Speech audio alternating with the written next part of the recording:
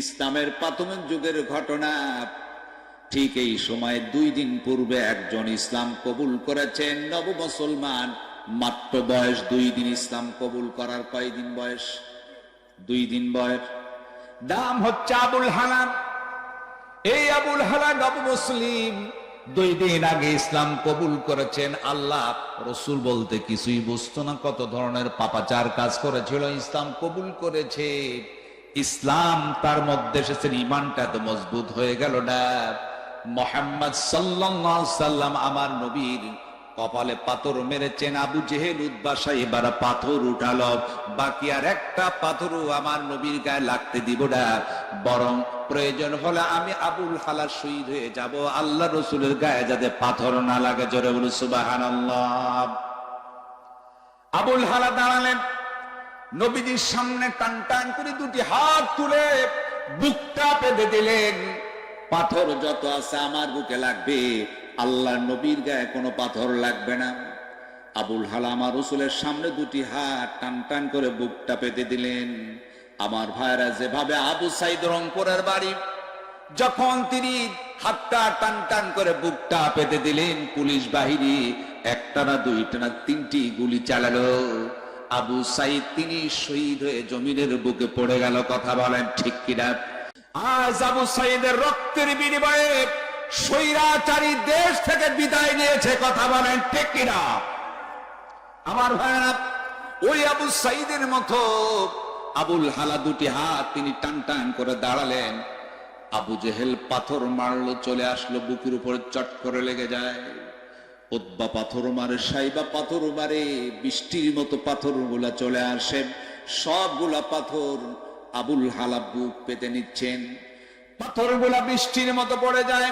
পড়তে পড়তে এক পর্যায়ে দেখা গেল আবুল হালার বুকের হাড্ডির পাঁজর ভেঙে গেল। বুকের হাড্ডি ভেঙে ভিতরে ঢুকে গিয়েছে। পাথর মারা বন্ধ করে নাই, কাফেরা বারবার করে পাথর ছড়ে মারছেন। এমন ভাবে পাথর মারলো, একটা পাথর এসে আবুল হালার কপাল, আবুল হালার মাথার উপর লেগে গেল। এমন ভাবে লেগেছি, মাথার খুলিটা ভেঙ্গে ভিতর থেকে মস্তিষ্কটা বের হয়ে গেল। আবুল হালা তিনি মাথা ঘরে তিনি পড়ে গেছেন। সাফা পাহাড়ের সামনে আবুল হালা তিনি অজ্ঞান হয়ে পড়ে গেছেন। কয়েকজন সাহাবী আবু বকর, ওমর, উসমান দৌড় মেরেছেন। কাফেররা বলল, না আর মারা যাবে না, আবুল হালা ওই তো পড়ে গেছেন। ক্ষত বিক্ষত অবস্থায় মনে হয় দুনিয়ার বুকতে বিদায় নিবে, আর মারা যাবে না। কাফেররা পাথর মারা বন্ধ করল। এমন সময় সাহাবীরা এসে আবুল হালাকে ধরলেন। এরপর কাবার চত্বরে তাকে হাজির করা হলো।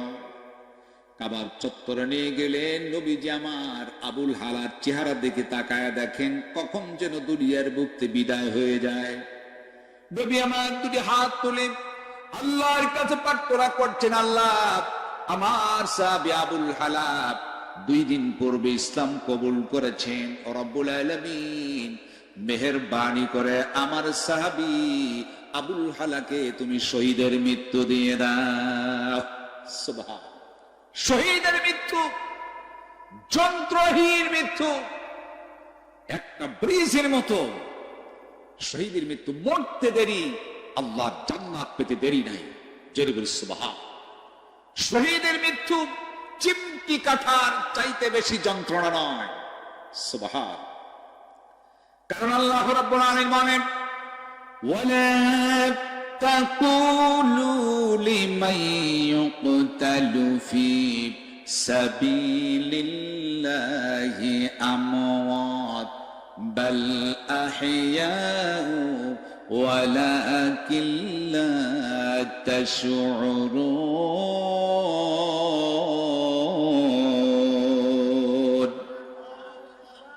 الله رب العالمين বলেন, ওয়ালা তাকুলু লিমান ইউকতালু ফি, যারা আল্লাহর রাস্তায় নিহত হয় তাদেরকে মরা বলো না, বাল আহইয়া, বরং তারা হচ্ছে জিন্দা। জোরে বল সুবহানাল্লাহ।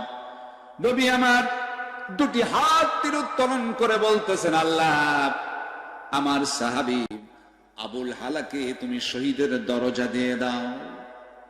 এমন সময় নবীজি আমার তাকায় দেখেন আবুল হালাম নড়তে চড়তে পারে না, কোন রকম হাত দিয়ে ইশারা করলো কি যেন বলবে।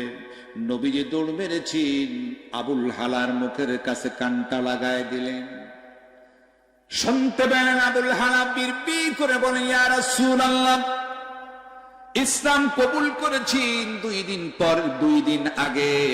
ও হুজুর, আমি এমন কোন গুনাহ নাই যা করি নাই, দিন বুঝি নাই, ইসলাম বুঝি নাই, আল্লাহ রসুল কোনো কিছুই আমি তো বুঝতাম না, এমন কোন মূর্তি নাই যেই গোলার পূজা করি নাই, আমি আপনার সংস্পর্শে এসেছি, ইসলাম কবুল করেছি।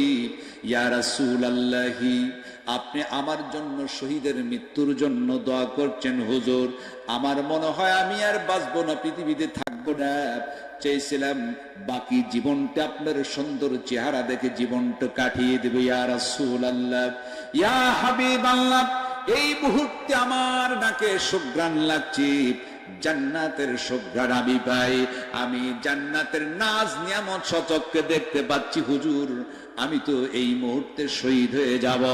শহীদ হওয়ার পূর্বে আপনার কাছে একটু ফরিয়াদ করি হুজুর, জান্নাত আমার পাওয়ার কামনা, আপনি আমার জন্য দোয়া করেন, আমার রব, আমার আল্লাহ এমন একটা জান্নাত যেন আমারে দেয়, যেই জান্নাতের মধ্যে আমি আবুল হালা আপনার খেদমত করতে পারি। জোরে বলি সুবহানাল্লাহ।